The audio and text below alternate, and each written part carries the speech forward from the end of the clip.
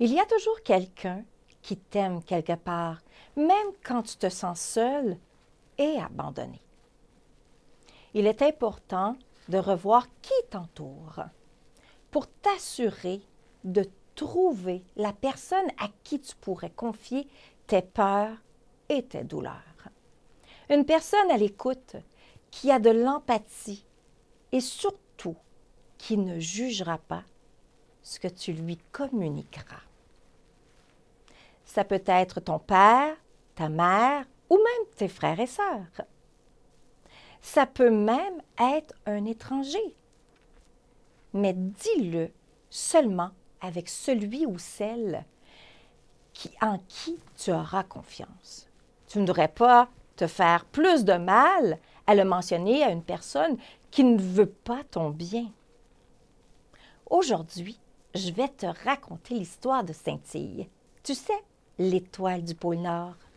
Mais avant tout, nous allons aller voir ce que le Père Noël est en train de fabriquer. C'est la belle nuit de Noël, la neige étend son manteau blanc, et les yeux levés vers le ciel, à genoux les petits enfants. Père Noël! Oh! Allô! Bonjour, Père Noël! Qu'est-ce que tu es en train de fabriquer, là? Eh bien, tu sais, il y a longtemps que le Père Noël il sculpte des jouets, hein, il fabrique des jouets, et je ne veux pas perdre la main. Alors, par temps libre, là, quand je suis pas en train de voler des beignes ou des choses comme ça, viens sculpter des petits jouets. Et moi, ma prédilection de jouets, là, c'est les instruments de musique. C'est ça. J'aime ça. Mais oui, surtout que tu chantes tellement bien. Oh, merci. Les lutins adorent ça quand que tu te mets à chanter. Oui. Surtout le petit Papa Noël. Oui, c'est ma chanson préférée, ça. Mais oui, mais oui. Tu veux-tu la chanter un petit peu pour les tout-petits? Ah oui. C'est la belle nuit de Noël, la neige tend son manteau blanc, et les yeux levés vers le ciel, à genoux les petits enfants, avant de fermer les paupières, font une dernière prière. Petit Papa Noël, quand tu descendras du ciel, avec des jouets par milliers, n'oublie pas mon petit soulier. Ah, tu sais que ça me fait penser à l'étoile du pôle Nord. Il y a une histoire que j'aimerais te raconter et raconter à nos amis à la maison. Eh bien, vas-y, moi, je suis tout excité à connaître cette histoire. Oui. Alors, je vais ouvrir mon livre magique de contes. Et vous reconnaissez le lutin farceur qui est ici. Alors, allons à la page de l'histoire de Scintille. L'histoire de l'étoile du pôle Nord, Père Noël. Il était une fois, dans le ciel près du royaume de Noël au pôle Nord, une petite étoile qui s'appelait Scintille. Elle était très timide. Tu te souviens, Père Noël, comment est-ce qu'elle était timide? Elle n'osait pas parler à ses camarades, les étoiles, tellement elle était gênée. Elle se sentait souvent seule et craignait de demander aux autres de jouer avec elle. Oh, que je m'en souviens, pauvre petite. Un jour, la fée des étoiles alla les voir afin de ramasser un soupçon de poudre d'étoiles. Elle en avait besoin pour préparer la poudre magique qui servait à préparer le foin de tes reines, Père Noël. Lorsqu'elle vit Scintille seule dans son coin, elle lui dit « Mais Scintille, que fais-tu là toute seule? Tu ne joues donc pas avec tes amis? » La pauvre étoile éclata en sanglots et s'écria « Je n'ai pas d'amis. Personne ne m'aime. Ce n'est pas juste. » Pauvre petite Scintille. En grosse crise de larmes, elle fila jusqu'à la terre pour pleurer seule. Elle n'avait pas envie qu'on la voie avoir de la peine. Elle aurait beaucoup trop honte. La fée des étoiles tenta bien de retrouver Scintille, mais en vain. Elle vint donc me voir afin de retrouver la pauvre étoile attristée. Elle cogna à ma porte. Toc, toc, toc. J'étais installée tranquillement dans la cuisine, en train de te préparer tes biscuits préférés. Parce que tu adores les biscuits. Ben, tout le monde sait ça, Mère Noël. Ben oui. C'est pour ça que les enfants te fabriquent ces biscuits-là Oui. avant ton arrivée. Alors, lorsque j'ai entendu le bruit, toc, toc, toc, alors j'étais bien installée et là, quelqu'un était à ma porte. Alors, je suis allée. Je me précipitai pour ouvrir et quand je vis la fée des étoiles, avec un air inquiet, je sentis que quelque chose n'allait pas du tout. « Bonjour, fée des étoiles. Est-ce que tout va bien? »« Non, répondit-elle en retenant un sanglot. Scintille a disparu et une tempête menace de se lever bientôt. » Il faut dire quelque chose. Je me mis mon beau chapeau rouge avec mon manteau rouge et mes bottes en cuir, mon bonnet de laine et mes gants blancs. Il fallait me mettre au chaud pour affronter cette grande tempête. Je propageai la nouvelle partout au royaume de Noël et même, plus loin encore, partout dans le pôle Nord pour la trouver. Rodolphe était responsable de l'expédition de sauvetage avec son nez qui brillait dans le noir. On espérait ne pas être aveugle par les flocons qui se faisaient de plus en plus abondants. Malheureusement, tout ne se passa pas comme prévu. Alors que Rodolphe, la fée des étoiles et moi cherchions près du château de la Reine des Neiges, le vent se fit sentir de plus en plus belle et le froid commençait à devenir franchement insupportable. « Il vaut mieux se mettre à l'abri, déclarai-je, en traversant le pont de glace qui se dirigea vers le château. Nous nous réfugiâmes donc, même si nous savions que la Reine des Neiges n'était pas toujours des plus commodes. Tu la connais bien, hein? Oui. Arrivés à l'intérieur, nous étions impressionnés par les gigantesques murs de glace et les colonnes de neige sculptées. Notre émerveillement ne dura pas, car la Reine des Neiges arriva dans la pièce et elle avait l'air très en colère. « Qui ose pénétrer dans ma demeure? » s'écria-t-elle. « C'est nous, répondis-je. Mère Noël, la fée des étoiles et Rodolphe. Nous voulions. Non, je ne veux rien entendre. Je ne vous ai pas permis d'entrer ici. Je ne veux pas personne. Je veux que vous partiez à l'instant. » Nous nous regardâmes dépités et je pris donc la parole. Nous ne voulions pas vous importuner, Reine des Neiges. Nous sommes seulement à la recherche de notre amie.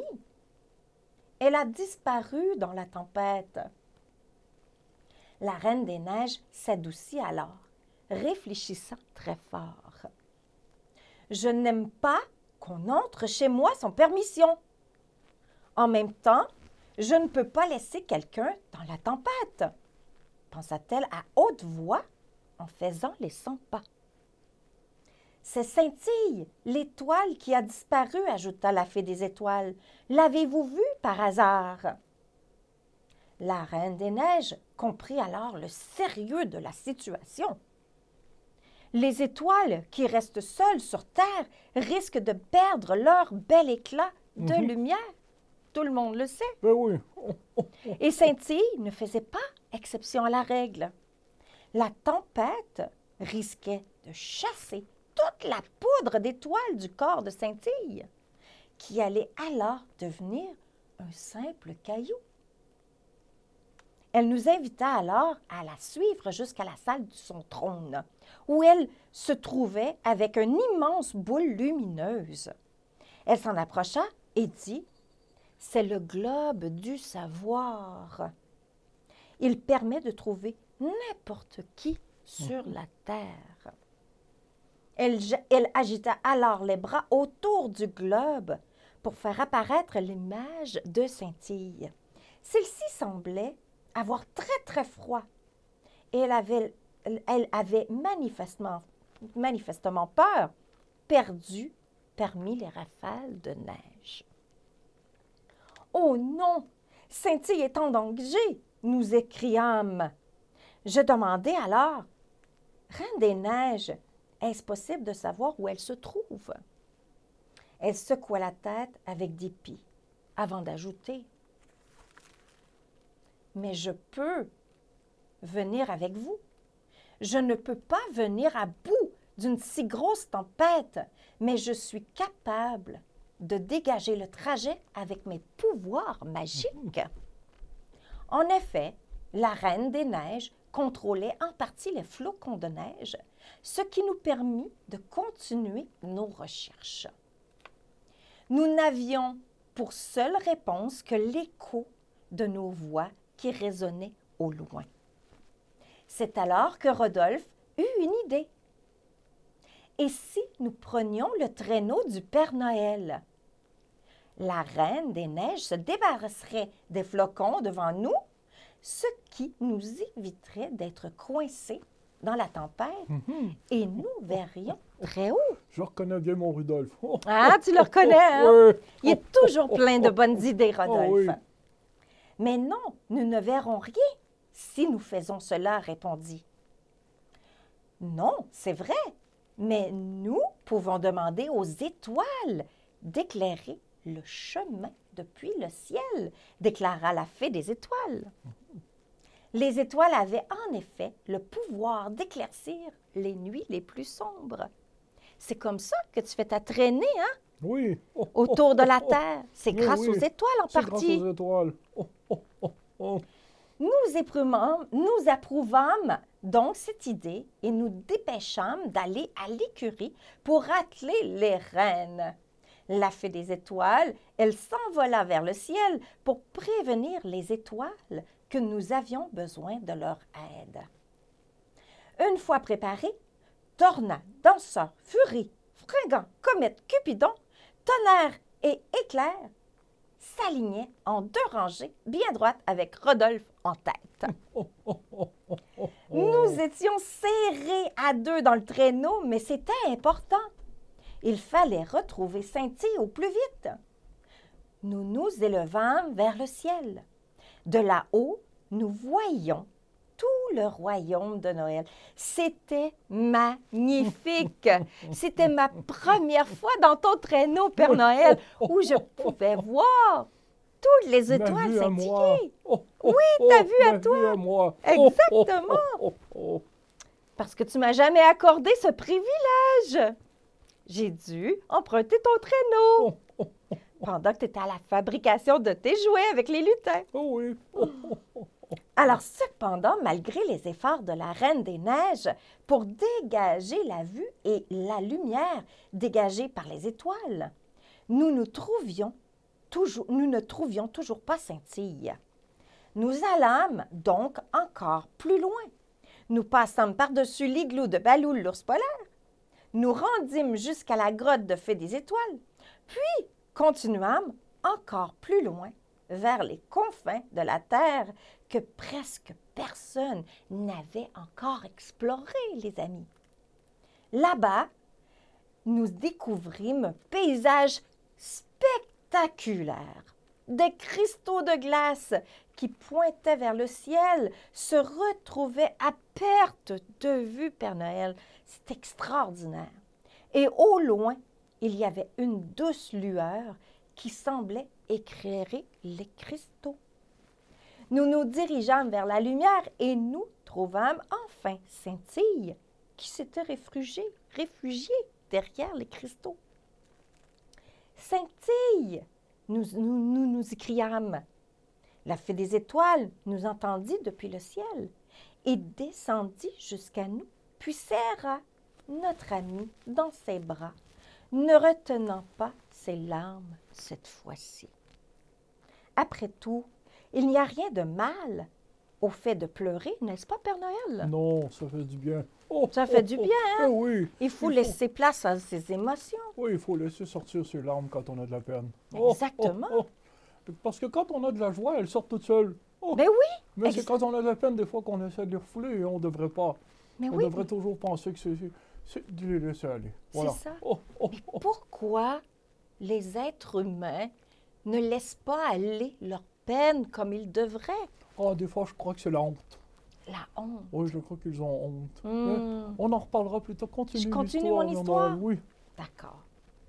Oh, Scintille, tu m'as tellement fait peur. Ne fais plus jamais un coup pareil. Oh, je suis désolée. J'ai eu si peur. Je voulais seulement me faire des amis et j'étais trop gênée pour demander aux autres de jouer avec moi. Nous nous regardâmes tous et je dis, « Mais voyons, Scintille, nous sommes tous tes amis et nous t'aimons tous plus que tout. » Scintille sentit alors son cœur se remplir de joie, une joie si grande qu'il se mit alors à briller, mais briller et encore briller de plus belle. Devant ce spectacle incroyable, nous restâmes bouche bée. Scintille devenait la plus belle et la plus grande et la plus brillante des étoiles du ciel. Elle s'envola alors avec la fée des étoiles, qui connaissait bien le chemin vers le ciel. Je rentrai chez nous, accompagnée de la reine des neiges et des reines, et nous réchauffâmes avec un bon chocolat chaud. Nous avions tous appris une grande leçon ce jour-là. Nous avons tous quelqu'un qui nous aime, quelque part, mais quand on se sent seul, et même quand on se sent seul et abandonné. Avec ces personnes à nos côtés, nous sommes capables de réaliser de grandes choses, même de retrouver une amie perdue dans les tempêtes de neige. La belle histoire. Et voici Scintille. Scintille qui brille depuis toujours maintenant, depuis cette histoire. Et tu sais où est-ce qu'on la retrouve, Scintille, dans le ciel? Où? À la queue de l'étoile du pôle Nord. Quand on regarde et qu'on voit l'étoile du pôle Nord, là, la constellation, là, elle est à la queue de là. Et elle brille de tous ses cieux, ces pointes-là. C'est ma préférée. Et c'est pour ça, Père Noël, depuis cette histoire, qui date de très longtemps, que les humains, il y en a beaucoup qui mettent Scintille au-dessus de l'arbre de Noël. Oui. Et c'est pour m'indiquer qu'ils ont été assez sages, que je peux aller mettre les petits cadeaux là sous leur sapin. Oui. Mais quand tu me mets des anges, ça fait aussi là. Mais oui. Mais tu sais, Père Noël, tu as toujours fabriqué des jouets pour ceux qui ne sont pas si sages que ça. Oui, définitivement. Tu n'oublies personne, hein? Non. Les humains ont créé une histoire autour du Père Noël qui dit comme quoi que tu ne fabriques pas et tu n'offres pas des cadeaux aux gens qui sont moins sages. Ceux qui sont moins sages, l'histoire dit qu'ils reçoivent des plures de patates. Mais quelle histoire! D'après moi, c'est parce que ils cuisinent des beignes aux patates et ne savent pas où mettre les plures de patates. Et voilà. Il y a une autre histoire qui raconte que tu donnes du charbon. Oui, ça date de longtemps, ça aussi.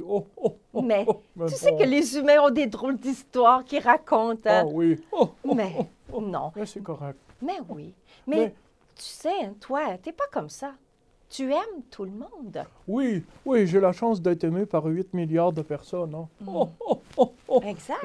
Et c'est important, ça, d'être aimé par les gens. Je dis que c'est important. Il y a des fois où les gens, ils nous aiment pas et c'est correct. Il faut respecter ça. Moi, je crois que dans tout ça, il y a le respect. C'est un beau mot, ça, le respect. Oui. Et si on respecte les gens qui nous aiment pas, même s'ils sont, ou qu'ils n'ont pas la même opinion que nous, voilà. Des fois, ça arrive. Il s'agit juste de les respecter. Et tout va bien aller à ce moment-là. Le respect, il a sa place partout. Donc, c'est pas important d'être aimé de tout le monde. Même moi, il y a des gens qui ne m'aiment pas. Mais c'est vrai. Eh oui, C'est vrai, on en entend parler et on reçoit cette information au pôle Nord. Là. Eh oui, définitivement. Et c'est pas grave, parce que si on s'arrêtait à ça, aux gens qui nous aiment pas, eh bien là, on serait toujours dans le négatif, hein, et on verrait pas les belles choses. Et comme Cynthia, si elle s'était arrêtée à voir juste les gens qui ne l'aiment pas, ou elle n'a pas d'amis, elle se serait éteinte, et elle serait devenue une roche. Hein. Oui. Et c'est pas ça qu'on veut. Hein? On ne veut pas devenir des roches.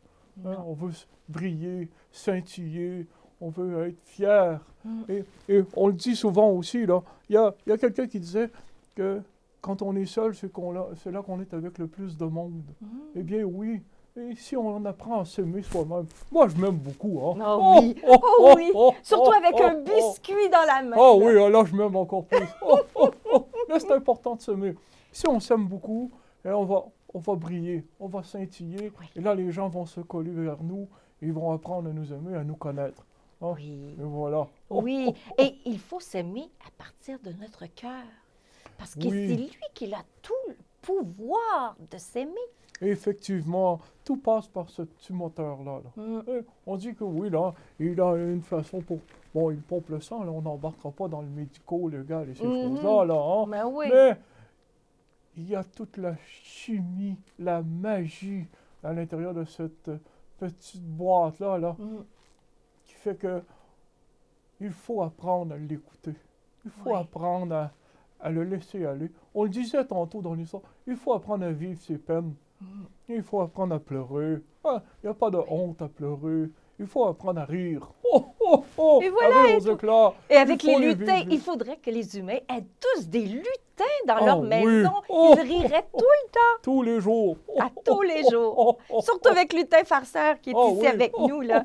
Alors, mais tu sais que les lutins arrivent chez les humains dès le début décembre. Oui, là, les humains vont pouvoir commencer à installer des petits pièges. Je trouve ça un petit peu lourd, mais bon, c'est la façon de faire. Hein? Mais oui, ils sont tellement drôles, les lutins, là. Et si vous les nourrissez comme il faut, ils vont faire moins de coups.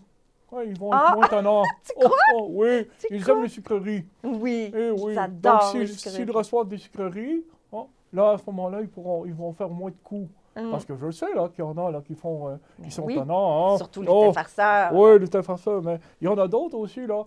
Ça, c'est parce qu'ils n'ont pas reçu leur petite sucrerie. Tu sais, Mère Noël, tu es tellement gentil, tu leur fais des petites sucreries, des sucres d'orge, des petits chocolats. Tu fais plein de choses. Alors, les lutins sont toujours contents. Oui, il y en a certains, comme Farceur, là, qui nous fait des petits coups. Mais bon, c'est pour nous faire rire. Mais oui, ils trouvent ça drôle de nous voir, là, mal pris, là, avec ces petits coups, là. Oui. Mais tu sais que lui aussi en reçoit des coups, Farceur. Ah, bien sûr. Oui. Ce sont tous des joueurs de tour. Mais c'est ça, exactement. Puis si on revient à notre histoire, est-ce que tu crois que dans ton cœur d'enfant, là, que tu sois grand ou que tu sois petit, il faut que tu apprennes à te faire confiance. Il faut que tu bâtisses cette confiance-là pour justement briller encore plus ton étoile de ton cœur. Oui, Mère Noël, tu as parfaitement raison. Il faut apprendre à se faire confiance. Et ça, là, un outil que moi, j'utilise tous les jours. Tous les jours, là, j'utilise cet outil-là. C'est le fameux miroir, là, qu'on a dans la salle de bain. Oui. Et là, je me regarde et je me trouve donc bien beau. Et c'est important. C'est important. Et je m'en parle. Et pourquoi je m'en parle dans le miroir? Parce que c'est mon reflet à moi. C'est pas personne d'autre. C'est moi. C'est à moi de moi. C'est le cadeau que je me fais. Exactement. 365 jours par année, là, c'est le cadeau que je me fais. Et ça, c'est important d'avoir de la confiance en soi. Il y a peut-être des petites fois là où je n'ai pas toujours confiance. Là. Hein? Toi? Toi, tu n'as pas confiance? Quand vient le temps de reprendre les rênes, là, et les guides là, pour embarquer en arrière du traîneau, là, à chaque fois, je le traque. À chaque fois, je me dis, bon, est-ce que je vais avoir un petit incident ou ces choses-là? Mais voyons, tu ne m'avais jamais raconté ça. Oh non! Mais ça passe. Ça passe. Pourquoi? Parce que les reines, j'ai confiance en eux. J'ai confiance en Rudolph. Et lui, il sait que j'ai confiance en lui, donc il part, il monte dans les cieux et on fait le voyage quand même. Donc, parce que j'ai confiance en eux, ils me redonnent confiance en moi. Et ça aussi, c'est important. Quand on fait confiance aux gens dans notre entourage, les parents, les amis, la confiance revient. Et ça aide. Oui. Donc, quand je m'embarque dans mon traîneau, que je prends les guides, et que je fais « Hey, on part! » Même si je suis nerveux, eh bien, Rudolph, lui, il ne l'est pas. Non. Rudolph, il a confiance en ses moyens. Oui. Oh, oh, Et il a confiance en toi. oui, oui, parce qu'il sait que je vais avoir les bons réflexes, et que s'il arrive quelque chose, je vais être là. Hein? On fait une belle équipe. C'est On ça. fait une belle équipe. Exactement. Et oh, surtout avec la poudre magique que fait des étoiles fabrique pour faire manger aux reines dans le foin, là. Il y a toute une équipe au pôle Nord. Hein? Ah. Même Mère Noël, tu fais partie de cette équipe-là. Bien oui, bien sûr. On me voit très, très peu.